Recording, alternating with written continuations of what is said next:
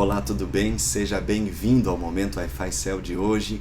E o texto para nossa reflexão está no Evangelho de Mateus, capítulo 5, versículo 13, que diz o seguinte: Vocês são o sal da terra, mas se o sal perder o sabor, para que servirá? É possível torná-lo salgado outra vez? Será jogado fora e pisado pelos que passam, pois já não serve para nada. Aqui Jesus Cristo está se utilizando do sal, um item muito comum em seu tempo, para ensinar lições espirituais aos seus ouvintes. E estas lições também chegam até o dia de hoje a você e a mim. Mas antes, vamos entender como era utilizado o sal no tempo de Jesus. Em primeiro lugar, como hoje, para temperar os alimentos, trazer sabor aos alimentos. Em segundo lugar, diferente de hoje, para conservar os alimentos a fim de que estes não se estragassem, entendendo que no tempo de Jesus não existia geladeira e nem o freezer. Por outro lado também, o sal era utilizado e obrigatoriamente no sacrifício de holocausto, conforme está em Levítico capítulo 2 e Ezequiel capítulo 43, o sal era um item obrigatório no sacrifício de holocausto.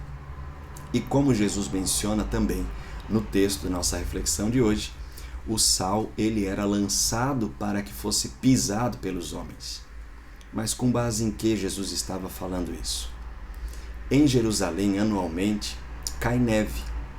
E no tempo de Jesus, o piso do pátio do templo ele era de mármore. E logo quando caía a neve, esse piso se tornava escorregadio, trazendo um certo perigo aos adoradores que ali transitavam. E então, nesse momento, era lançado o sal que não tinha mais o valor de trazer sabor à comida. Eles lançavam então para que os adoradores pudessem transitar com mais segurança. E quais são as lições espirituais para mim e para você com base em tudo isso? Bom, Jesus já deixou muito claro.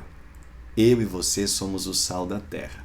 E o sal, primariamente, ele é usado para temperar os alimentos, para trazer sabor aos alimentos. E assim, Jesus está dizendo que você e eu somos o sal para levar sabor à vida das pessoas. Muitas pessoas estão vivendo com uma vida sem sal, ou seja, uma vida sem sentido. Elas precisam encontrar o sentido para a vida. E logo então Cristo nos convida e nos envia para que sejamos o sal na vida dessas pessoas. Como nós vimos também, o sal era fundamental no momento do sacrifício do holocausto. E o sal, aqui ele representa a justiça de Cristo. Nós precisamos da justiça de Cristo para que, como sal, sejamos eficientes no reino de Deus. O sal também simboliza o amor e a graça de Jesus, que quando entra em contato com o coração humano, transforma a vida da pessoa, traz mais sabor à vida.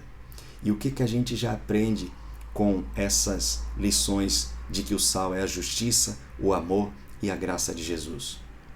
É que nós não podemos dar aquilo que nós não temos. Para sermos um sal eficiente nesse mundo, nessa terra, precisamos da justiça, do amor e da graça de Cristo no nosso coração, para que então a gente cumpra essa missão maravilhosa que Cristo nos confiou.